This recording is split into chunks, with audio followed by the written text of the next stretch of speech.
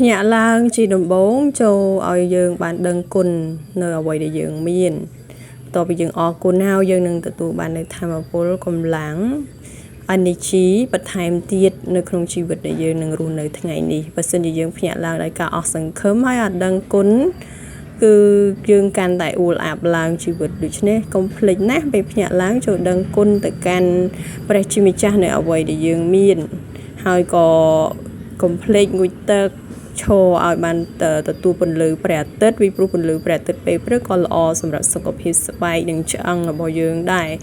ជាមួយគ្នាផងដែរបន្ទាប់ពីយើងឈរឲ្យបានត្រូវពន្លឺព្រះអាទិត្យងូតទឹកស្រស់ស្រាយហើយហ្នឹងគឺបងប្អូនអាចមកទទួលទានអាហារពេលព្រឹកនិងកុំភ្លេចឲ្យអាហារមកកាន់ខួរក្បាលរបស់យើងផងដែរពីព្រោះខួរក្បាលយើងត្រូវការនៅព័ត៌មានល្អដូច្នេះមានតែនៅក្នុងសភៅទេដែលមានព័ត៌មានល្អសម្រាប់យើងចូលអានសភៅឲ្យបានយ៉ាងហោចណាស់ក៏15នាទីដែរក្នុងមួយថ្ងៃឆ្លៀតពេលខ្លះទៅដើម្បីឲ្យយើងអាចទទួលបានព័ត៌មានល្អៗទៅនៅក្នុងទូរស័ព្ទដៃរបស់យើងក៏មានព័ត៌មានល្អដូចជាចំណេះដឹង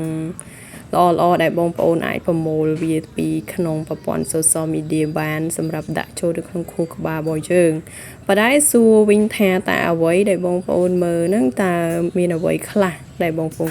តើវាពិតជាព័ត៌មានល្អឬចំណេះដឹងល្អដែលជួយដល់បងប្អូនដែរឬទេឬក៏បងប្អូនកាន់តែមើលហើយកាន់តែមានអារម្មណ៍ stressful ឬក៏ depression លើសមុនអញ្ចឹងបងប្អូនគិតខ្លួនឯង